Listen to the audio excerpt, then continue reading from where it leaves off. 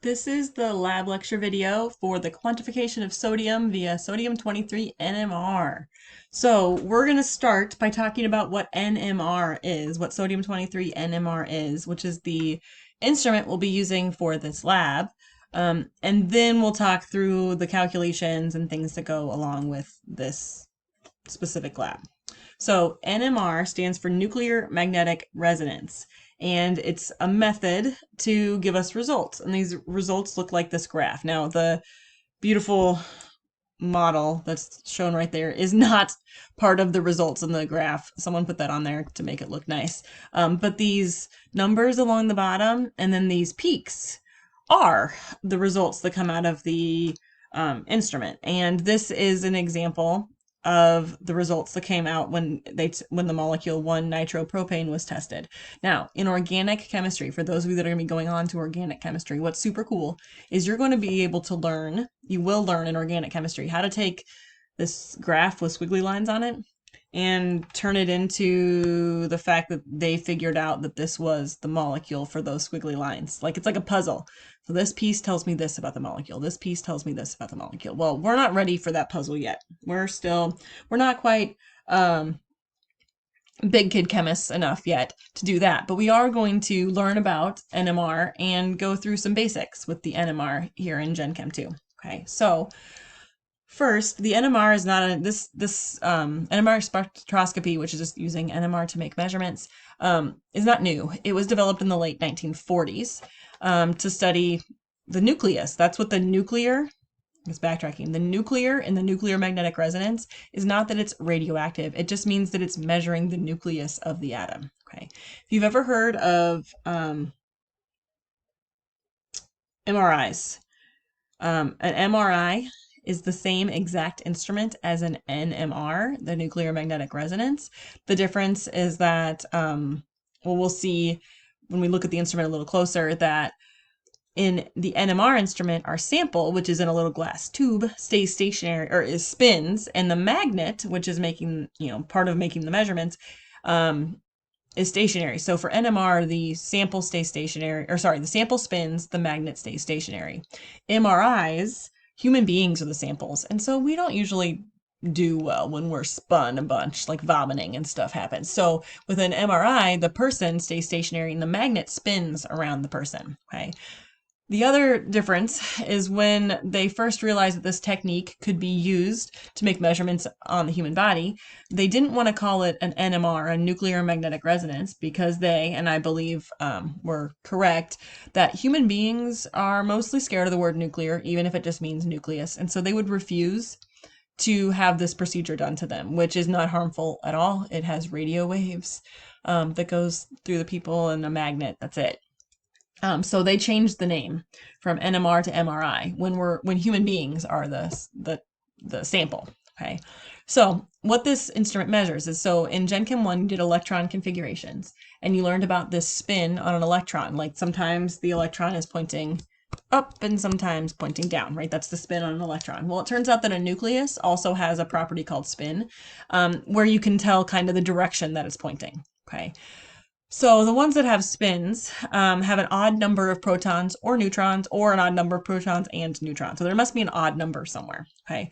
And some examples of these are certain isotopes of elements. So like hydrogen 1 is the most common isotope, but hydrogen 2 and hydrogen 3 also exist. Well, hydrogen 1, again, being the most common and having an odd number of protons, 1, is something that can be measured. So only things that have an odd number of either protons or neutrons or both can be measured using this technique, because that's the only way we can measure the spin. So the two most common ones are proton, which is the hydrogen 1, and carbon 13. And that's because this technique is often used by organic chemists, and the two most common elements in organic molecules are carbon and hydrogen. Now, some other examples of isotopes that can be measured with this are listed here, and sodium 23 is one of those. That's the one that we're going to be measuring for this lab. Okay, so in organic chemistry, you'll learn how to take the proton, which is hydrogen 1, because that means there's no neutrons, so it's just a proton in the nucleus. So the proton and carbon 13 NMR, how you're able to take those, which will give you pictures like the squiggly lined thing that we saw at the beginning, and turn that into the structure of a molecule. Okay, so in organic chemistry, you don't use NMR quantitatively, where it helps you figure out how much of something. You use it like a puzzle to help determine what the molecule was that you tested. Okay, so because a nucleus has a spin, okay, we see a little bit of a magnetic field. Okay, so without an outside magnetic field, the spins of the nuclei that are in the sample are just kind of doing what they feel. So those arrows are showing you, kind of like with electrons, right? We drew arrows to show electrons so we could see the spin. Those arrows are showing you the spin of the nucleus. Okay, that's just them hanging out. They're just randomly hanging out. Now, if we put them in the presence of a magnet, what happens is these nuclei either spin with the same direction as the magnetic field or opposite the magnetic field. Okay, one of those two things is going to happen. They're no longer going to be randomly oriented. They'll be one direction or the other. Okay, so let's go with they're in this state. All the nuclei spin to that state. Well, just like with electrons, if we give it energy, we can make it flip. So if it's pointing up, we can force it to point down. So what we're doing with NMR is we're adding energy, and by energy, it's just going to be radio waves, to force these nuclei to go from the alpha to the beta spin state. Basically, we're making it flip upside down. Okay. And the amount of energy it takes to make it flip is proportional to the number of nuclei that there are. So the more energy it takes, the more nuclei there are. So we're able to, based on measuring energy, figure out how many nuclei they were in the sample. Okay. So that's what we're doing. We're going to use a magnet to make all the random nuclei go into the alpha state, and then we're going to throw radio waves at it with enough energy so that those nuclei can absorb it and then turn around to the other direction, to the beta state, and then make a measurement of how much energy it took to make that happen. And then that's going to be where our lovely little graph things come from. Okay, so again, we're just going back and forth between pointing down and pointing up, or pointing up and pointing down. It's pretty much all we're doing here.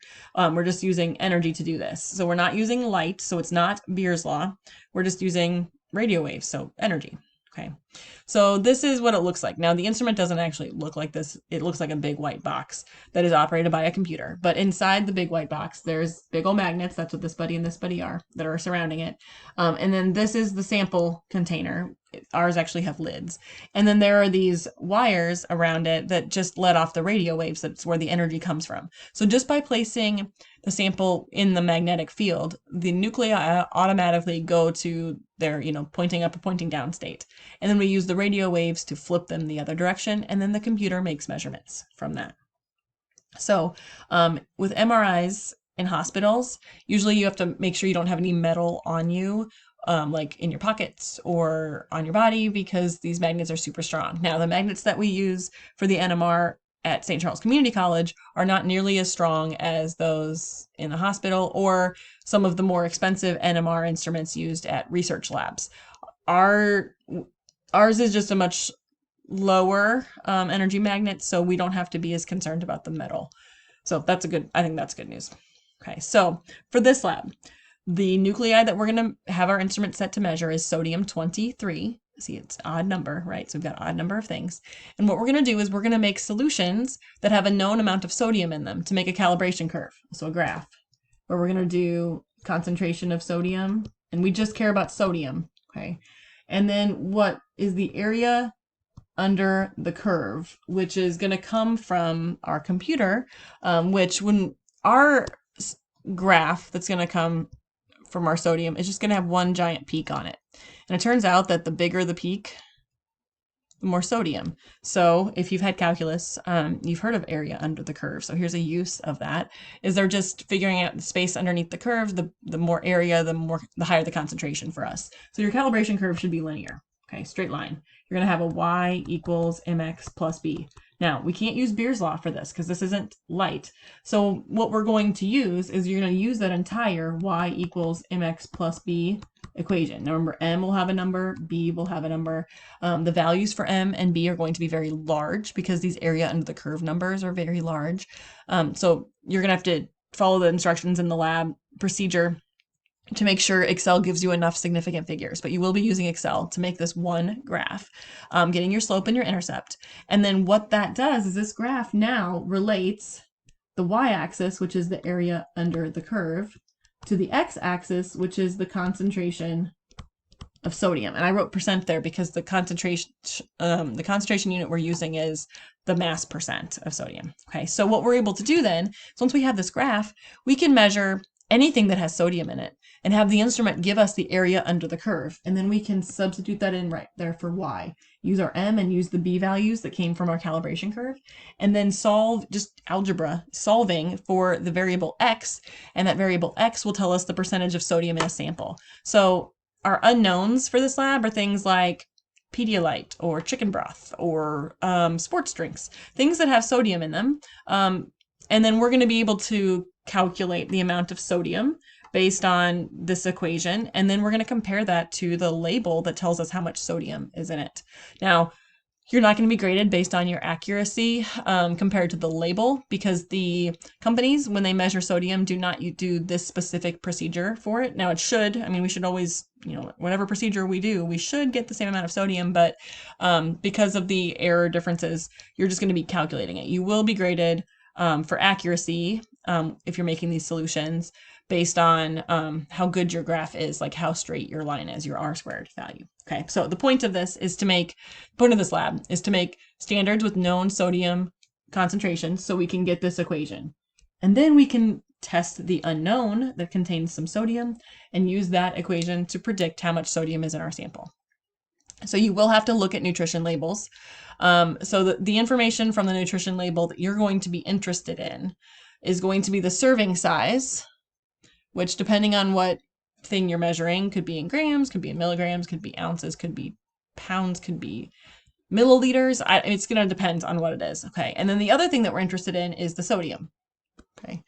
So in this label, and I don't even remember what this label was from, those are the only two numbers that we care about. Now, in this lab, you are going to be using mass percent, but these percentages over here on the side are not mass percentages. Those are the percent of your daily value. So the 32% next to sodium says taking one serving of whatever this was gets you 32% of the sodium you need as a human being today. That's not at all what we're measuring. So those percentages are not useful. The two pieces of information you need are the serving size, which again is going to be at the top, and the milligrams, the mass, the amount of sodium, none of the percentages. We're going to then have to take these values and turn them into percentage of sodium in the sample. So the way you're going to do that is you're going to take the grams of sodium from the label, which that was in milligrams. So notice I converted that by dividing it by 1,000. So grams of sodium on top divided by the grams of the food, the sample, which is going to come from up here. So it was 5 ounces or 140 grams. The 140 grams is more useful to me. So I'm going to do that and then convert that into a percentage by multiplying by 100. And that is going to be the percentage of sodium coming from the label. You might have to do a little bit more work depending on the units that you were given in your serving size. You must convert to grams. So if it was not given to you in grams, you're going to have to convert it to grams. Okay. So again, on the label, screw the percentages, we don't care about them. You need the serving size, you need the amount of sodium.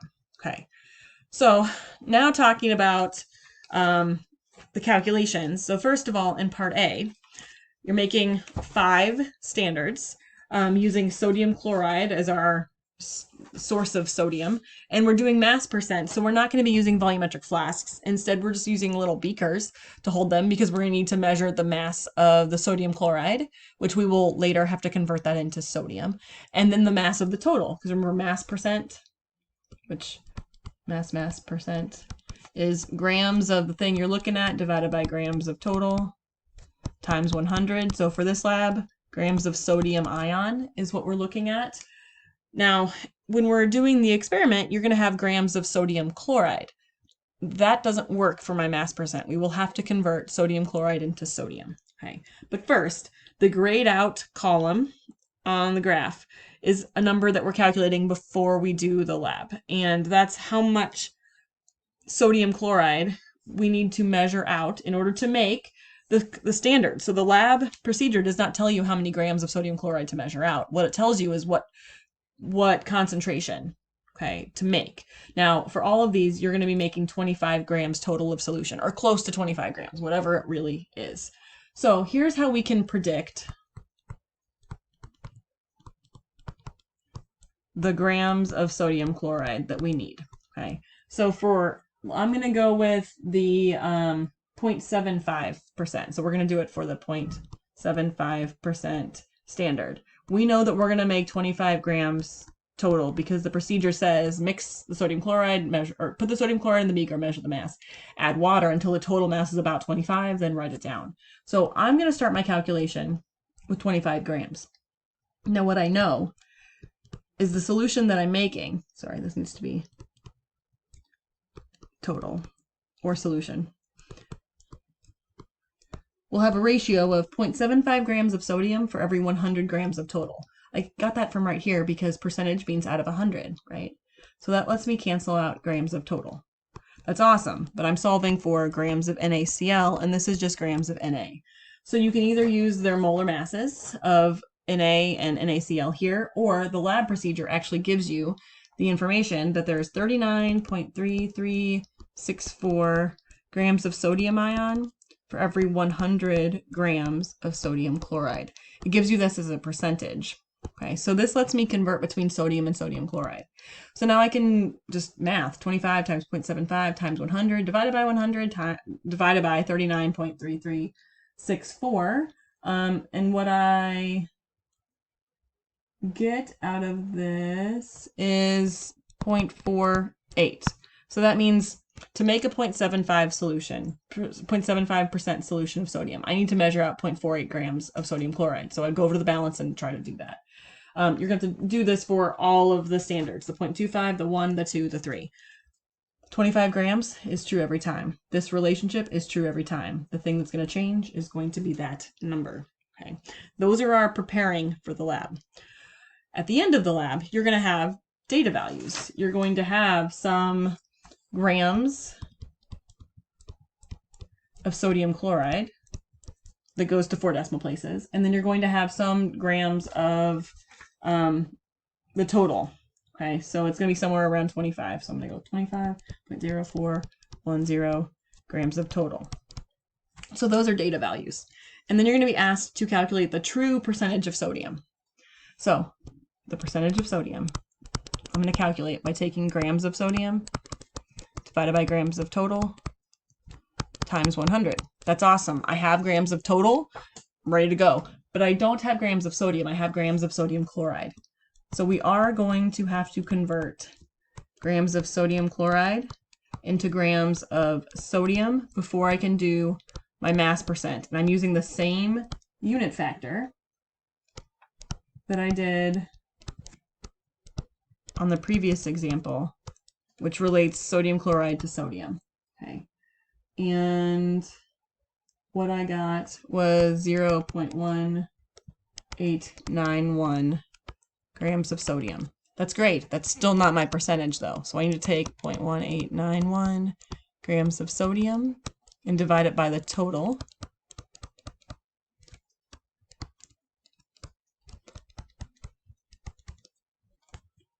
Times 100. And I get some number, which is the true percentage of sodium. The reason why it's the true is because we use the data values that you actually use to make the solution. So the data table says 0.75 in that row, and we made a 0.7551%. We're just being super accurate about it and calculating what you really made. The table was just trying to give you some, what you were aiming for. So for the true percent sodium unrounded, you're going to write the whole thing. And I didn't do that here. And then the true percent sodium, you're going to round to the correct number of significant figures. And then the area under the curve comes from the instrument. Okay. You're going to do this for all your standards. And then you're going to make a graph where you put area under the curve along the Y and true percent sodium along the X. You do have to include the 0 point. Then you're going to graph it. Have Excel do the best fit line. Make sure you have enough significant figures for the slope and the intercept. The lab procedure walks you through how to get more significant figures for the slope and the intercept if you need them. And then that's going to be your part A. So you have to list both the slope and the intercept separately in the data table for part A. And you do have to make one Excel graph. Now in part B, this is when your testing are unknown. So number 1 says name of the food sample. That'll be was it the chicken broth? Was it the Pedialyte? Was it the sports drink? Was it the whatever? You're just writing down the name of it. And then from the label, you have to write down the serving size, and then there's a blank and then a space and a blank. Number, space, unit, because I don't know what unit the serving size is going to be. You have to write that down. And then it says mass of sodium, and that's coming from the label as well. And then what we need to do is measure the density, because often serving sizes aren't in grams. Instead, they're in milliliters or ounces or something. So we need to get the density of it in order to do this. Okay.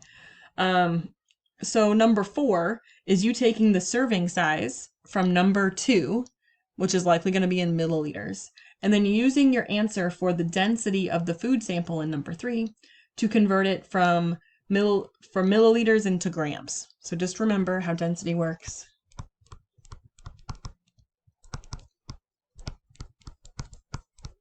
So the volume in milliliters will be from the label. The density is coming from number 3 and from number 2. And then you're solving for this, which is number 4. And then the last thing is for you to convert it into mass percent of sodium. So to do that,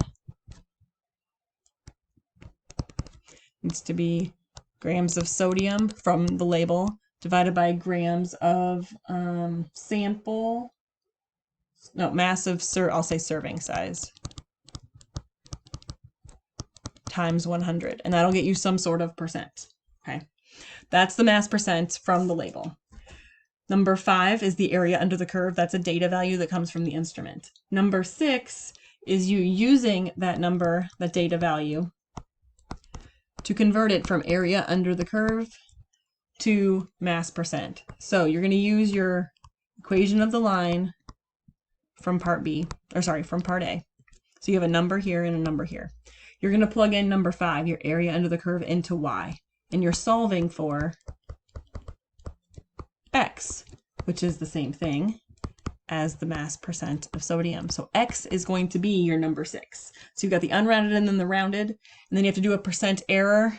So it's going to be from label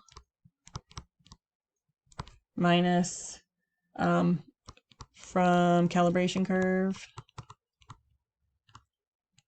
divided by from label, all absolute value, times 100. And you're not being graded on whatever that percent error is. You're just going to calculate it. Okay. Your accuracy grade does not come from the percent error. Then the post-lab questions, you have to dig a little bit further into NMR, and then some calculations that follow along with this lab. So this lab doesn't seem like it goes directly with a specific chapter, but it's close to the nuclear chemistry chapter, because we're talking about the nucleus and odd numbers of protons and neutrons, and NMR is definitely related to the nucleus of an atom. So at the end of this lab, you will have one graph with the equation of the line and the slope accurately gone to at least 4 significant figures for the M and the B values. And you're using both, you're using the mass percent equation, and you're using the y equals mx plus b equation to solve for things. So let me know if you have any questions about this.